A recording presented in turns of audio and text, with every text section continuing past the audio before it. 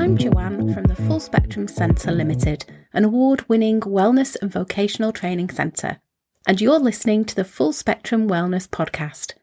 This show is all about physical, mental, emotional and spiritual wellness, and it's for people who are looking to improve their overall health and well-being. Each week, I'll share with you all the positive takeaways, tools, techniques and tips that I've gathered in both my personal and professional wellness journey that will help you to look, feel and be well.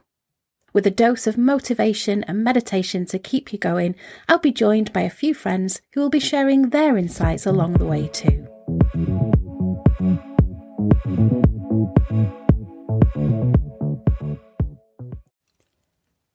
Welcome to episode 11 of our Full Spectrum Wellness podcast.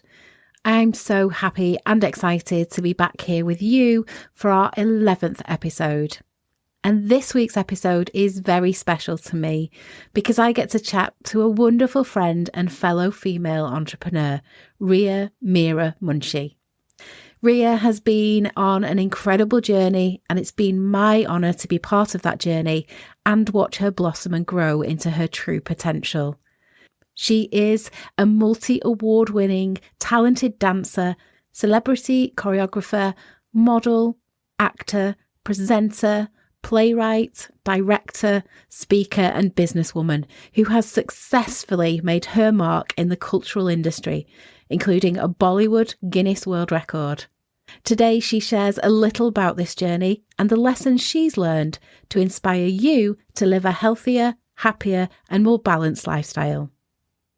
So welcome, Ria Meera Munshi, my friend, my fellow entrepreneur and owner of the award-winning Riri's Dance Academy. Welcome to our Full Spectrum Wellness podcast. Thank you so much, and thank you for having me. I am absolutely hyped for this. I am so excited. Not as excited as me. I'm so honoured that you said yes and found the time in your busy diary to come and talk to us. So welcome. Thank you so much. I'm going to throw you straight in. I'm going to ask you what wellness means to you. So that's such a deep question, isn't it? Mm-hmm. It's such a deep question. So for me, wellness means doing a positive activity that makes me feel happy. And that could be anything, whether that's reading a book or going for a walk or even working. For me, wellness means being productive with my work and my life, my career, my fitness, my health. That's what wellness means to me. And you know, Jo, I am a workaholic. Mm-hmm. That's why we gel so much, because so am I. I know. Honestly, I think if I'm not working, as mad as it sounds, I genuinely feel like my wellness isn't the same. It's not on the same level. I do feel a little bit more down. Mm-hmm. As odd as that sounds, I'm just not on the same vibe. But at the same time, in the same breath, when I've got so much work on, I'm like, okay, I need time out. I need time out. It's just finding that precious word, balance. Balance. Mm-hmm. Absolutely.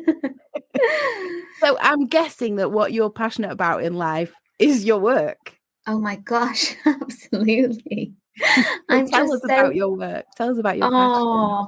Do you know what? I'm just so devoted to the arts and cultural sector and making a change for South Asian representation when it comes to the different multi-hyphenate career strands that I've got. So whether that's running Riri's Dance Academy, which is also a theatre company too, and producing theatre that is accessible for everybody, but it is Indian inspired, you know, taking it back to my roots, but including lots of new fascinating technologies. As you know, I know you've come to see some of our work before, but, you know, including 3D video mapping projection technology, or, you know, last year during Sue and Sita, we had puppetry and shadow theatre, or whether that's me acting or presenting.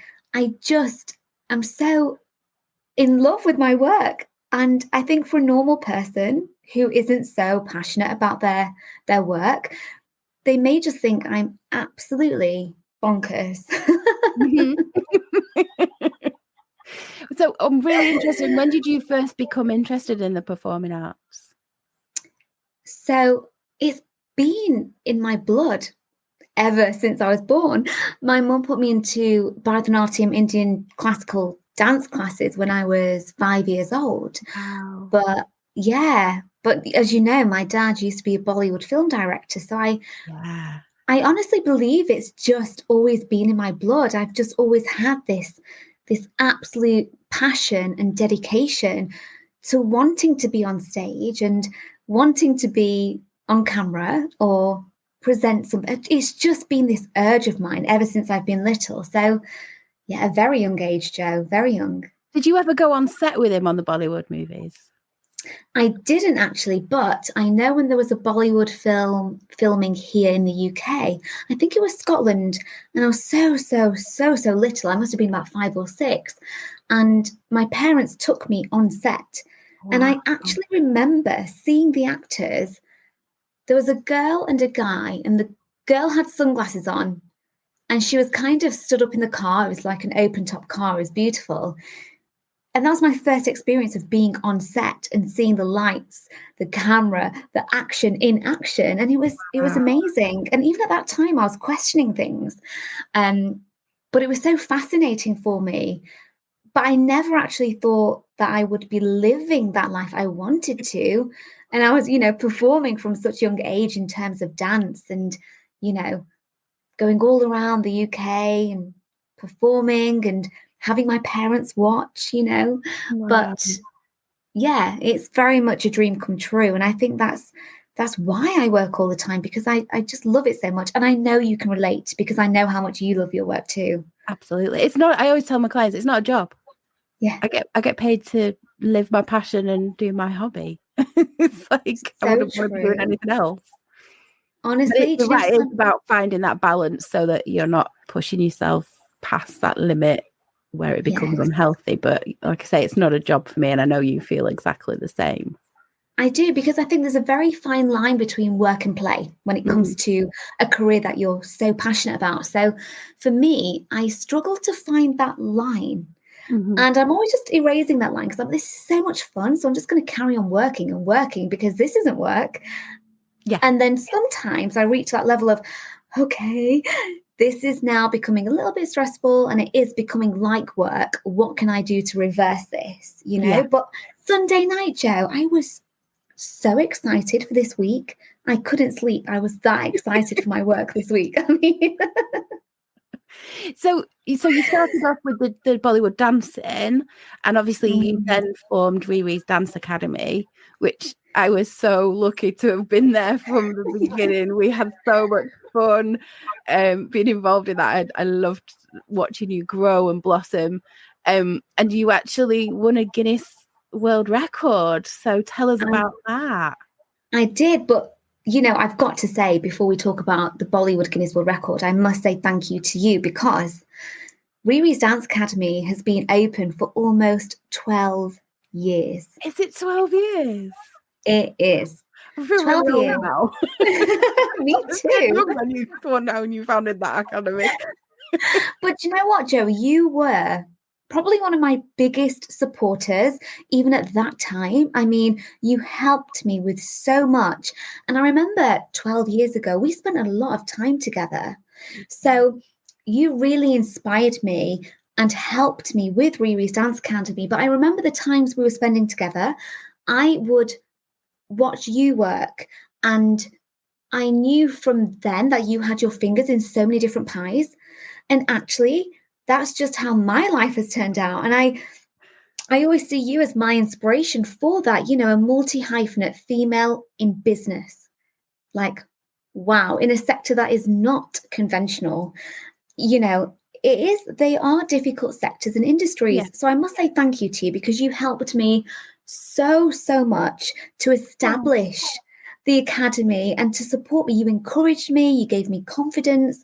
And at that time, I don't know if you remember, I wasn't exactly, I don't know how to say this. I wasn't confident in myself that I could do it, and as well as teaching myself certain aspects of business, of course, you helped me, as did my dad. And you are, two of the main people who helped me with business at that time. So thank you. Oh, you're welcome. I remember seeing the potential, and I just knew it would work. I knew this was the right path for you. And I don't know whether you remember, we took a photograph of you when you were performing in a really tiny venue. And when we looked at the photos later on, there was an angel in the photograph. Yes, amazing. I'm sure I'm wearing that black and gold outfit and there's angel wings behind me. We need to find that photo. We need to find it. Find that photo. It was so awe-inspiring. And just your performance was, I knew you were destined for big things, which brings me back to the Guinness World Record. Tell us how you came to do that and gain it.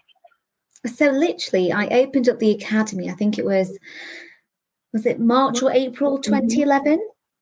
And then I was approached to break the Bollywood Guinness World Record in Manchester at Plattfields Park,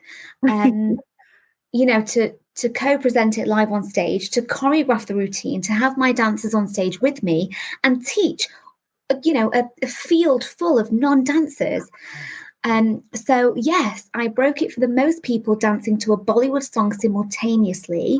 So I was teaching 1,406 non-dancers.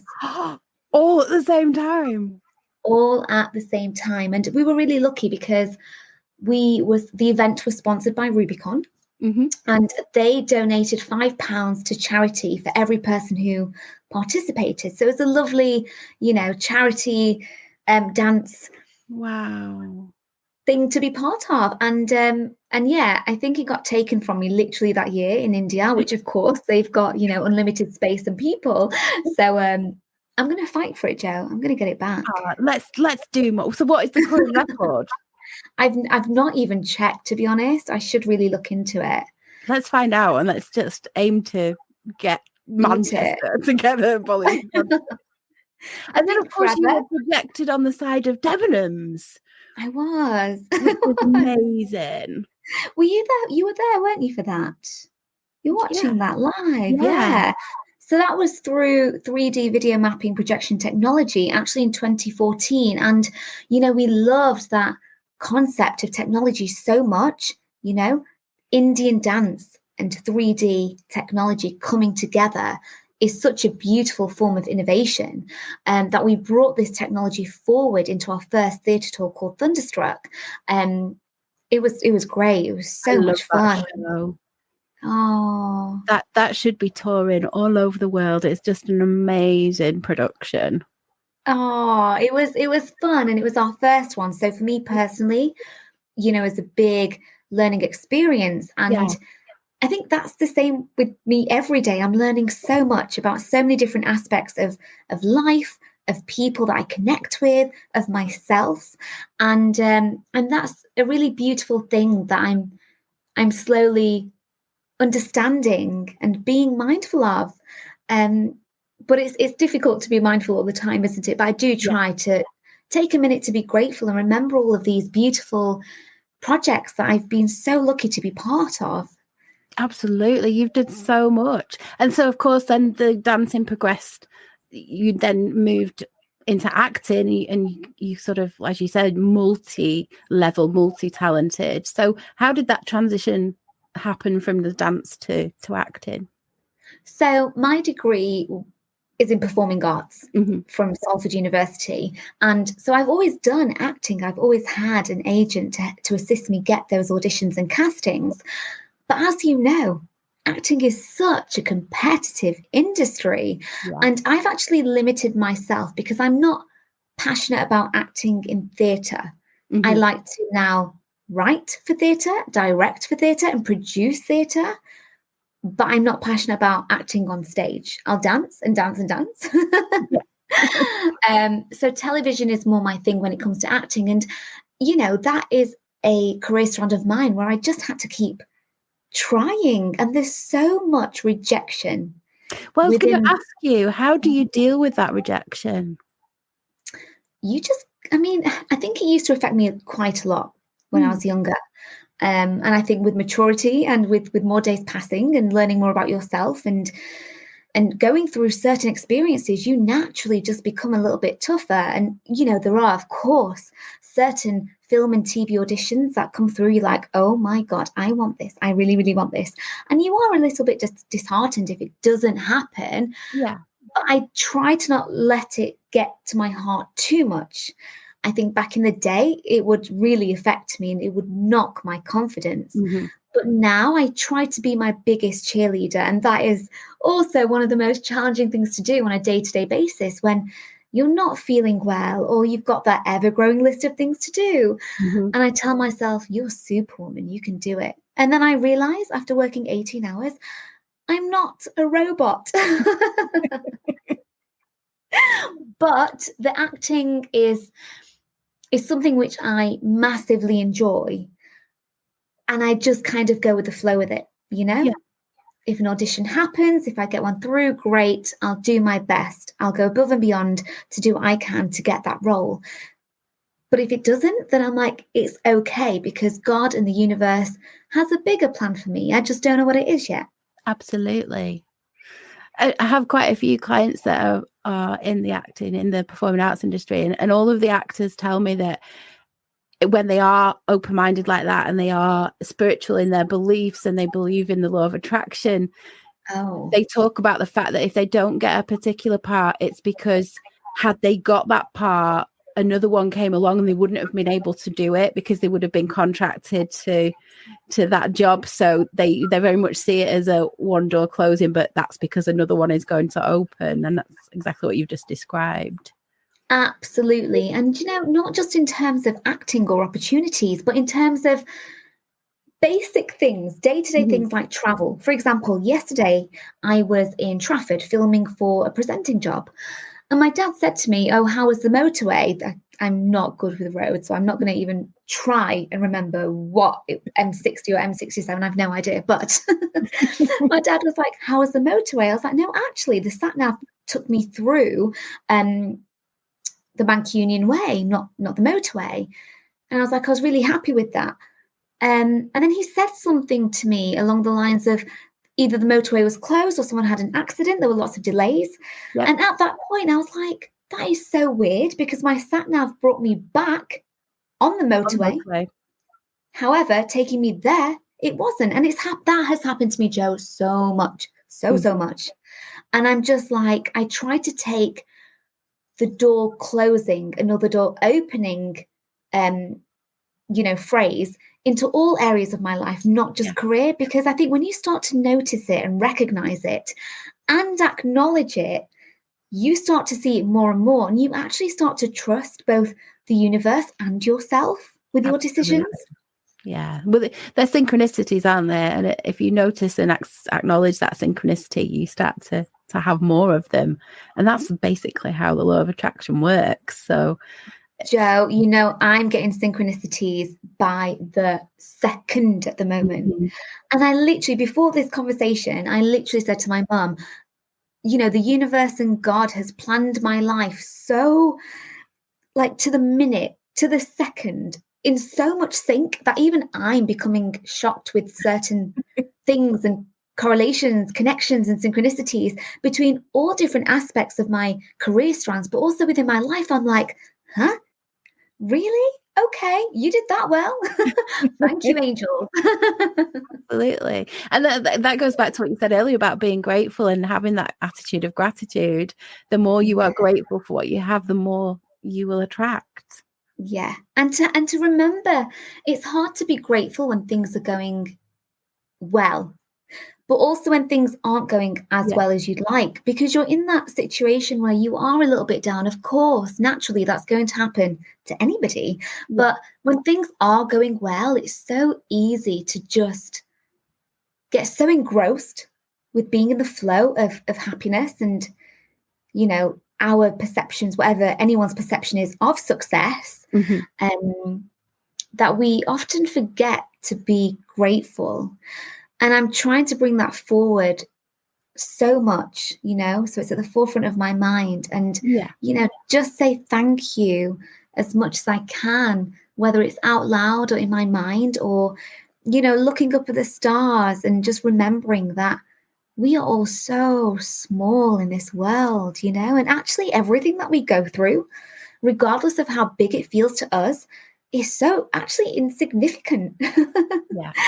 But at the time, we think we think it's such a big thing. I know how some of my experiences made me feel like, oh my God, it's the end of the world. But hindsight is a beautiful thing, isn't it?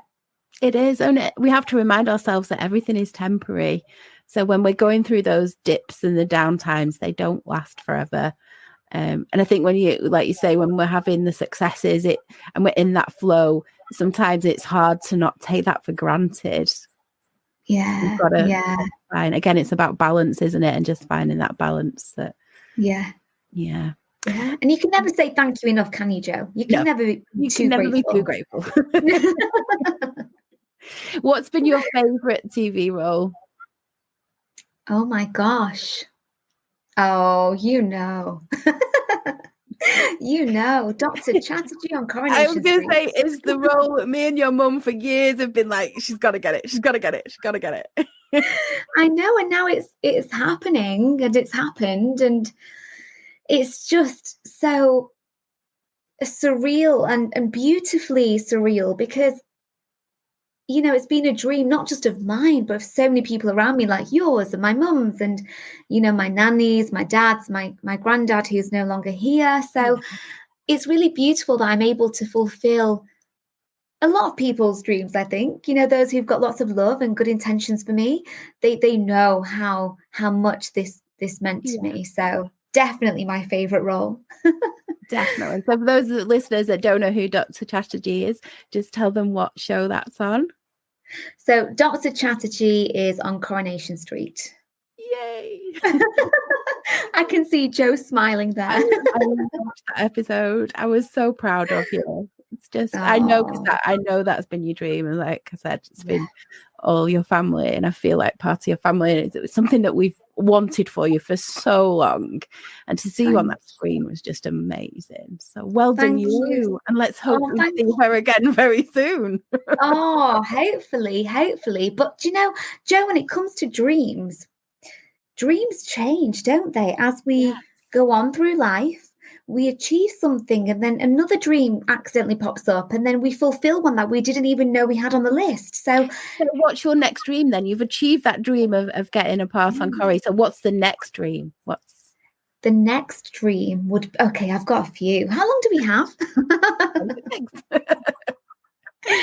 So the next dream would be, firstly, to be a presenter for a mainstream TV channel. Secondly, to be a children's TV presenter. And thirdly, Netflix or Disney Plus. I'm open to any online streaming. Doing what? Well, just, doing my acting in one of these online streaming platforms. Wow. So not going to limit myself to just say Netflix because there are so many now out there. Yeah. So, and that's lovely because it opens up the door for beautiful opportunities. But Disney Plus or Netflix, Amazon Prime. Yep. Let's put it out there. So let's do a group manifestation. So if you're listening to this podcast right now, just imagine the names coming up on the credits and Ria Meera Munshi is there. She's on it. Let's get you there. We've done the Corrie one. Let's do streaming channels. Yeah. Fabulous. So that's all about your professional journey and your work. I want you to tell us a little bit about your wellness journey and some of the challenges that you've faced. And I know from a health point of view, you've faced a lot of challenges. So would you like to share some of those with us? Yeah. So, about my physical health and, my skin conditions and how that it did set me back. It set me back and it knocked my confidence quite a lot. And I think that's why I do understand that it is an obstacle. It is challenging to be grateful and happy when you are in a place of physical or mental pain. Yeah. Because you're in this vicious cycle and it takes a lot to break that, and to see the light that you will get better. And it does take a lot, and I absolutely can see both sides. I think wellness is very much a topic that, it's a hot topic, isn't it, at the moment? Yeah. And the word balance is one which I see so many times a day on so many different platforms. And I was saying to you before we had this conversation, before we went live, that I think there's a lot of pressure on people now to do the things that Instagram posts are telling us to do.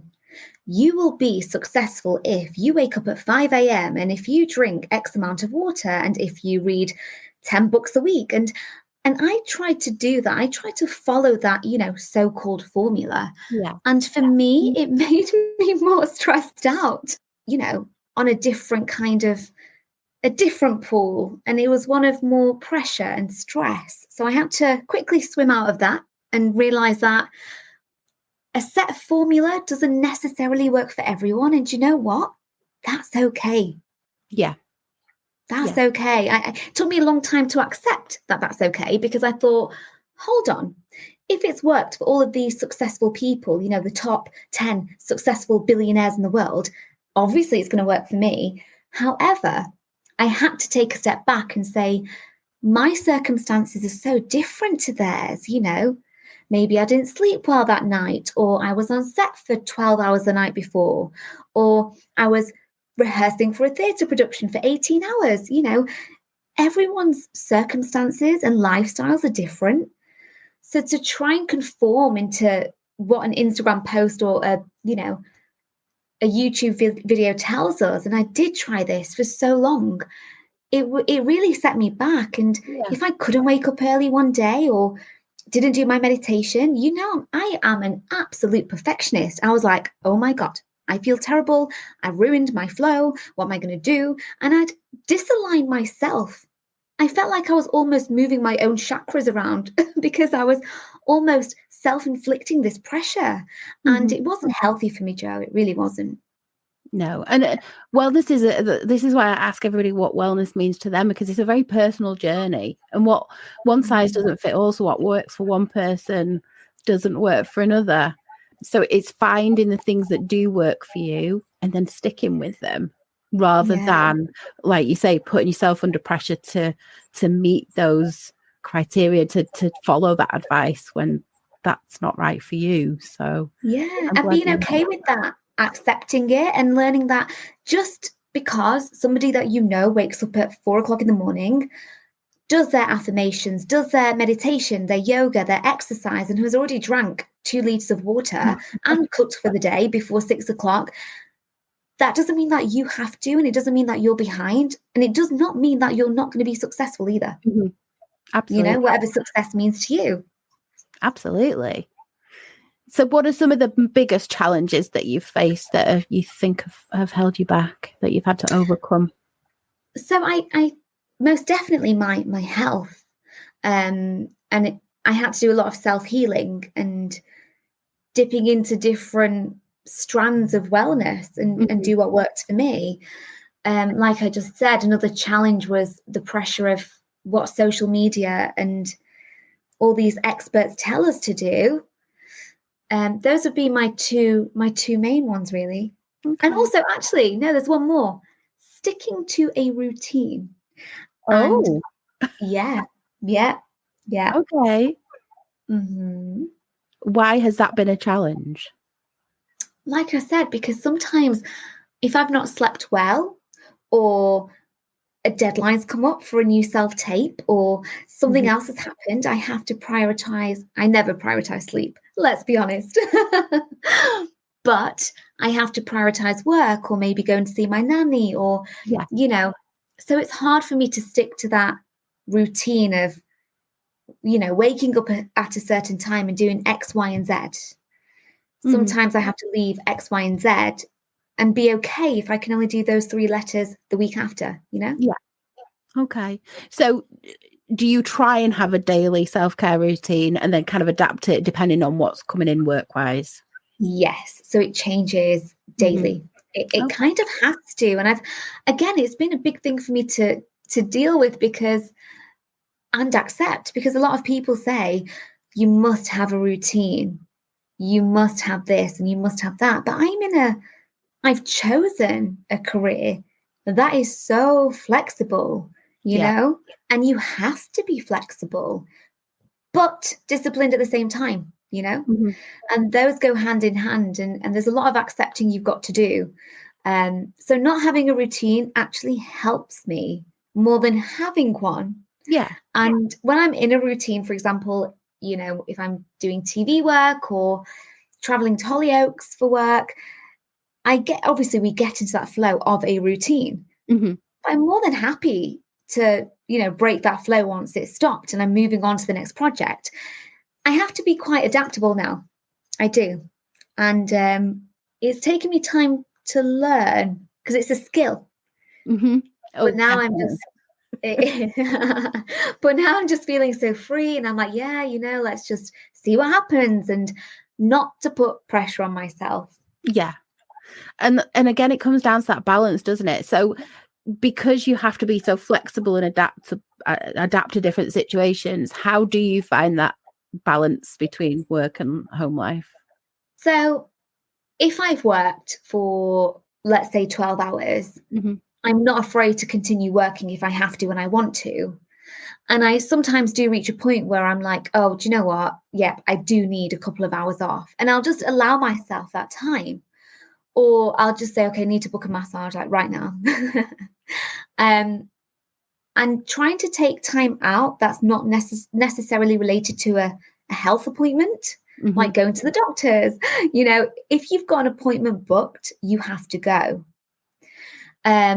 However, I must admit, if I've arranged to meet friends or, you know, I do sometimes have a tendency to say no or cancel, because if work is my priority or I'm too tired, I've learned to kind of not be the girl who has to put something on her social media stories to say she's out just because it's Friday night, but to be like, actually, do you know what? I'm reading a book on Friday night and that is okay, you know, and it doesn't make me uncool to do that.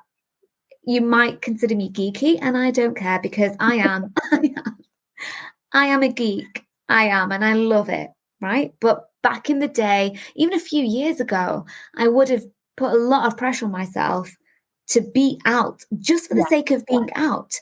But now I'm so precious with my time and my energy and who I give it to.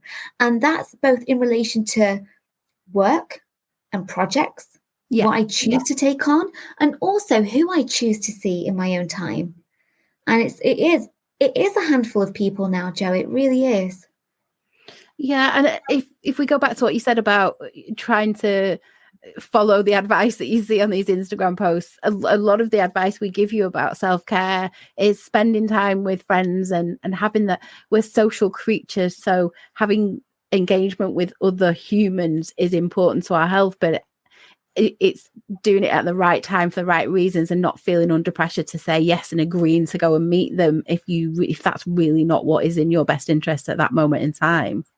Yeah, it is. And I think I've learned so much about myself. I've become more of a home girl on a day-to-day basis. I'm almost like a little hermit sometimes. And I'm okay with that because I know when I do go out, it is for an award ceremony or it's someone that I really want to see. Yeah. Rather than trying to just maintain those relationships and friendships, which aren't really the same back, because I do try and keep in touch with people. You know, I do. But it's less and less now. It is because of work, because of lifestyle, but also because it has to be the same back. And I've learned to value myself and my time a lot more. Yeah. And as a result of that, other people are kind of valuing my time more. And we have to respect ourselves and our time because we don't have that much energy every day, do we? We only have X amount, so we have to spend it so wisely, so wisely. And also life is very short in relative terms, so we don't want to waste a moment doing something that's not good for us or we don't really want to do just to make other people happy. It's people pleasing, isn't it? You know, we have to respect, as you say, we have to respect others, but we have to respect ourselves ultimately. Yeah, absolutely. Yeah. I want to ask you, of all of these challenges that you've faced in your life, what do you think are the most important lessons that you've learned? To trust myself. To trust myself and to trust the universe, to trust God and the angels. But the biggest one has to be trusting my intuition. It has never let me down. And, if I don't trust it, go against it, the consequences aren't great, And I've seen that on so many different situations. I've had so many experiences of that. So now just that faith in everything, including myself and my abilities and God and the universe. But the biggest thing, my heart. If it doesn't feel right, it's not right. Exactly. And your heart will never lie to you. Never. Oh, I love that lesson. It's taken a long time to learn it. Yeah. It's a hard lesson to learn, isn't it? It really is. And sometimes it doesn't mean that I do go against my gut feelings sometimes, even now. And then I'm taught a lesson which really brings me back to myself and my inner self and my inner child. And she's like, hello, I told you that was a no. And I'm like, okay, calm down. I know. I won't do it again. Yeah, we say that and then we do ignore it again. And finally, before we wrap up, what advice would you give to someone who wants to live a healthier, happier, and more balanced life? Just do what is right for your soul and your heart. And that can change by the minute. That can change by the day. And that's okay. There's nothing wrong with that. You just have to do what's right for you. And of course, I mean that do positive things that are good for you, undergo those activities and, really look after yourself from the inside out, because we only have one body, but at the same time, we only have one mind and we've only got one heart. And I say to my mum especially, your heart's precious. My heart's precious, and all of our hearts are precious. And we really need to remember that. Yeah. And dream big. Dream so big, because no dream can be too big, can it? No. Can't You've just got to reach for your dreams. Yeah. Which is exactly what you've done. And I'm so proud of you. And I'm so honoured that you've shared your journey with us today. Thank you so much for having me. And I can't wait to come back for part 2 when more dreams are fulfilled, Jo. We've got so much more to talk about. Especially, I just know there are great things going to continue to come to you. So we will all be watching. Thank you. And good things for you in the world and everybody listening. And, absolutely. We want good things for everybody, don't we? We do. We're just sharing the love with everybody. We are. Oh. Thank you once again, Ria, for joining us and just for sharing your story and inspiring. You inspire me every day. So thank you so much. As you do, for me. So thank you to you too. You're very welcome. Oh, thanks, Jo. I hope you enjoyed this episode as much as I did. I'm so grateful to Ria for taking time out of her busy schedule to join me and share some of her incredible journey with us. She has overcome many challenges in her life, but her passion, motivation and determination has meant she's been able to overcome them and achieve her dreams. I love the life lessons she shared about trusting your intuition and heart, having an attitude of gratitude and dreaming big. And my hope is she has inspired you to do the same.